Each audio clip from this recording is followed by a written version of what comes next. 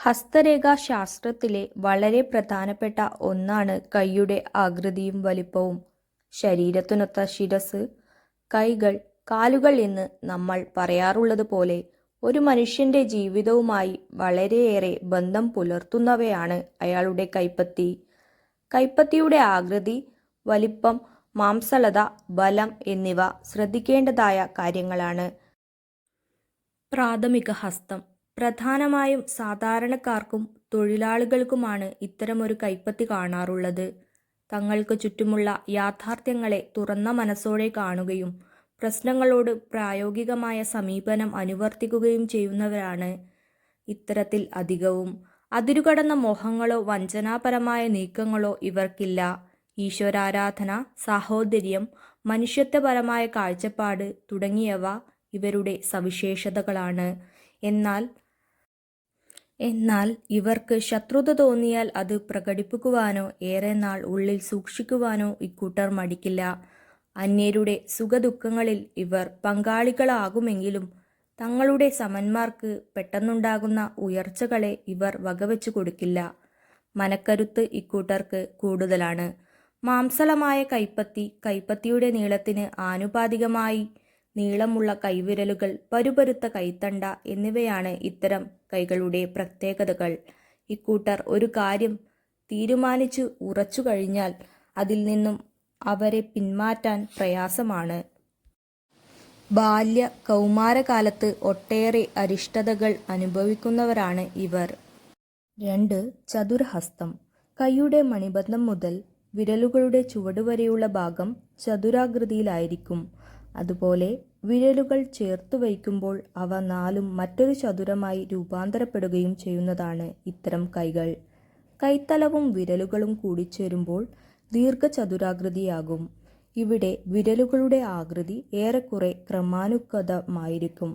പെരുമാറ്റത്തിൽ കൃത്യത, അച്ചടക്കം, അധികാരസ്ഥാനങ്ങളെ ബഹുമാനിക്കൽ, നിയമവും ചട്ടവും നോക്കിയുള്ള പെരുമാറ്റം ഇത്യാദികളാണ് ഈ വിഭാഗക്കാരുടെ സവിശേഷതകൾ. പ്രശ്നങ്ങളെയും വ്യക്തികളെയും ഇവർ വൈകാരിക സമീപനത്തിൽ കാണുകയില്ല. എന്തിനും ഏതിനും യുക്തിക്ക് നിരക്കുന്ന അർത്ഥതലങ്ങൾ അന്വേഷിക്കുന്നവരാണ് ഇക്കൂട്ടർ. പരാജയങ്ങളെ ഇവർ അവഗണിക്കും. വിജയത്തിൽ മതിമറക്കുകയുമില്ല. ഇവർ പലപ്പോഴും ആചാരങ്ങളുടെ അടിമകളാകാറുണ്ട്. കലയിലോ സാഹിത്യത്തിലോ ഇവർക്ക് വലിയ കമ്പമുണ്ടാവുകയില്ല. ഗൗരവപ്രദമല്ലാത്ത കാര്യങ്ങളായി മാത്രമേ അവർ അവ കാണൂ. സൗഹൃദങ്ങൾക്ക് വില കൽപ്പിക്കുന്ന ഇവർ വ്യാപാരാദി കാര്യങ്ങളിൽ സത്യസന്ധത പുലർത്തുന്നവരാണ്. ഏത് അധികാരസ്ഥാനത്തും ഉത്തരവാദപ്പെട്ട പദവിയിലും ഇവരെ വിശ്വസിച്ച് നിയമിക്കാവുന്നതാണ്. തങ്ങൾക്ക് മനസ്സിലാകാത്ത കാര്യങ്ങൾ വിശ്വസിക്കുകയില്ലെന്ന ദോഷമാണ് ഇവർക്കുള്ളത്.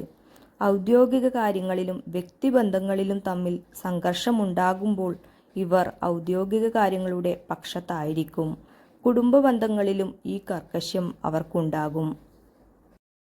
ചതുരഹസ്തമുള്ളവരുടെ കൈവിരലുകൾ കൂടുതൽ നീണ്ടതായിരുന്നാൽ മേൽപ്പറഞ്ഞ ഫലങ്ങളുടെ തീക്ഷ്ണത വർദ്ധിക്കും.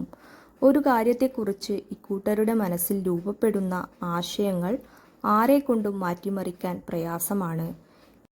എന്തിനും ശാസ്ത്രീയ തെളിവുകളാണ് ഇവർക്ക് വേണ്ടത്. ഇത്തരം കൈകളിലെ വിരൽമുട്ടുകൾ വ്യക്തമായി തെളിഞ്ഞിട്ടുള്ളവർ പൊതുവെ സമർത്ഥന്മാരായിട്ടാണ് കാണുന്നത്. ബുദ്ധിപരമായ തൊഴിലുകളിൽ വ്യാപരിക്കുന്നവർ കീർത്തിയും അംഗീകാരവും അതിവേഗം നേടും.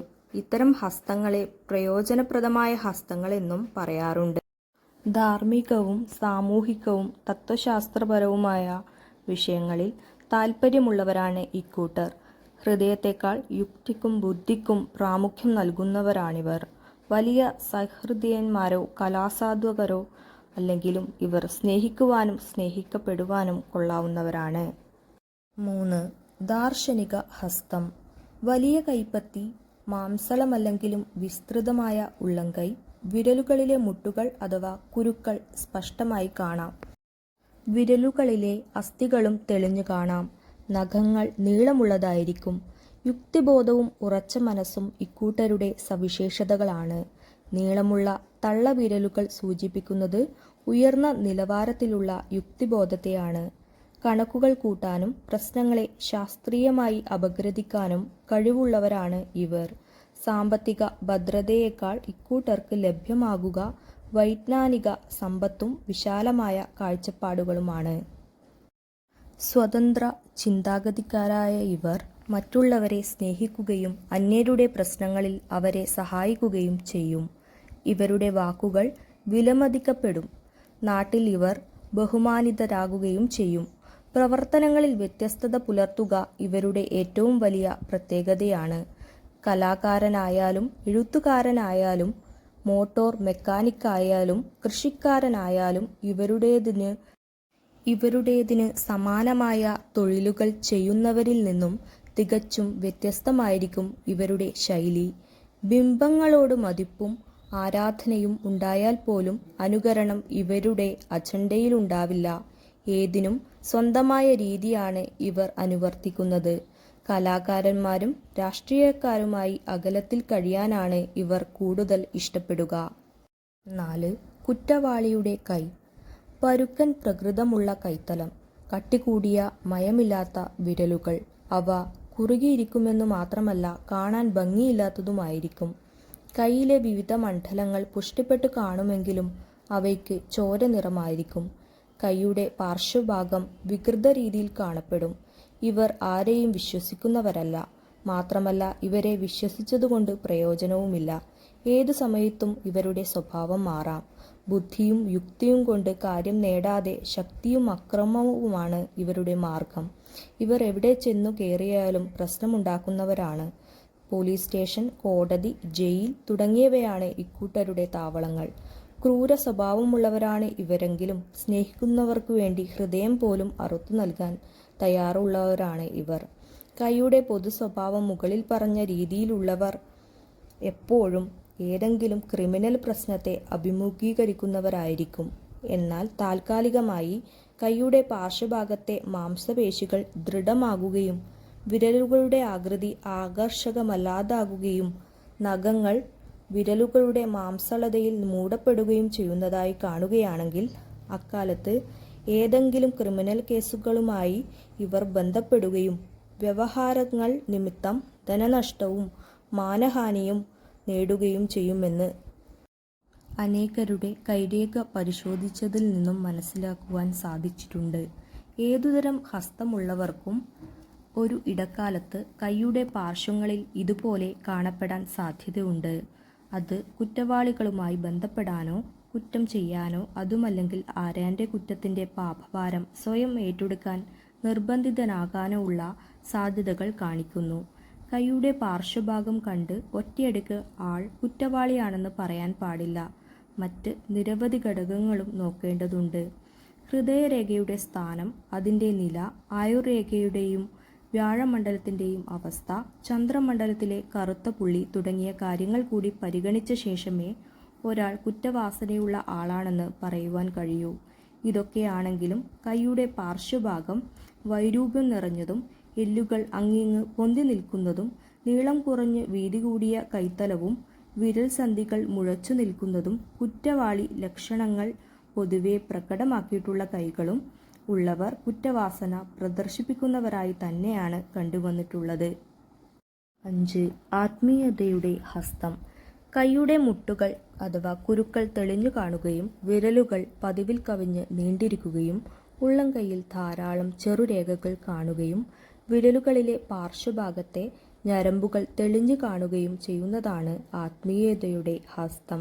ഇത്തരം കൈ ഉള്ളവർ ആധ്യാത്മിക കാര്യങ്ങളിലും വേദോപനിഷത്തുകളിലും തൽപരരായിരിക്കുമെന്ന് പ്രത്യേകം പറയേണ്ടതില്ലല്ലോ.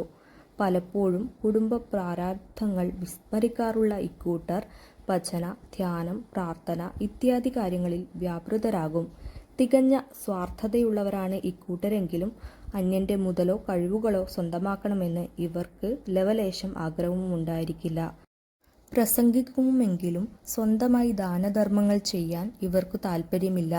ഇത്തരം കൈകളിലെ വിരലുകൾ വളരെ നീണ്ടതാണെന്നു മാത്രമല്ല പിറകോട്ട് കൂടുതൽ വളയുന്നവയുമാണ്. ദൗർഭാഗ്യങ്ങൾ ഇവരെ അടിക്കടി വേട്ടയാടുമെങ്കിലും അതുമൂലം ഇവരുടെ മനസ്സിന് വലിയ ചാഞ്ചല്യം ഉണ്ടാകാറില്ല. മിതഭാഷികളാണെങ്കിലും തങ്ങളുടെ ഭാഗം സമർത്ഥിക്കുന്നതിൽ എത്ര സമയവും സംസാരിക്കാൻ ഇവർ ഒരുക്കമാണ്. 6. കലാകാരന്റെ കൈത്തലം.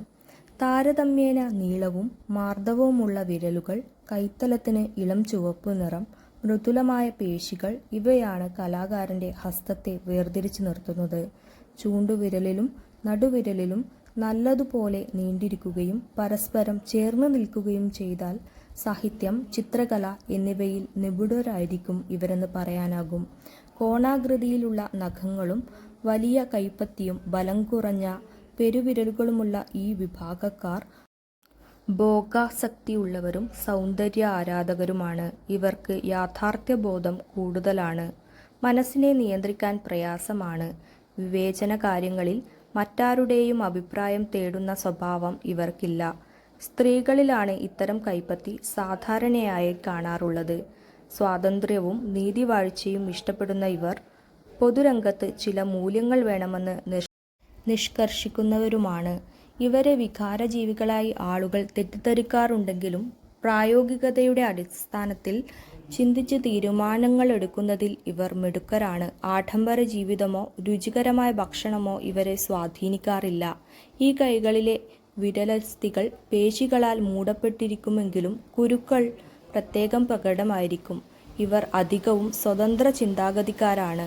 മുകളിൽ പ്രസ്താവിച്ച രീതിയിൽ കൈയുടെ ആകൃതിയും വലിപ്പവുമനുസരിച്ച് അവയെ 6 ആയി തരംതിരിക്കാനാകും. എന്നാൽ എല്ലാ കൈകളും ഇതിലെ ഏതെങ്കിലുമൊരു വിഭാഗത്തിൽ ഉൾപ്പെടണമെന്നില്ല.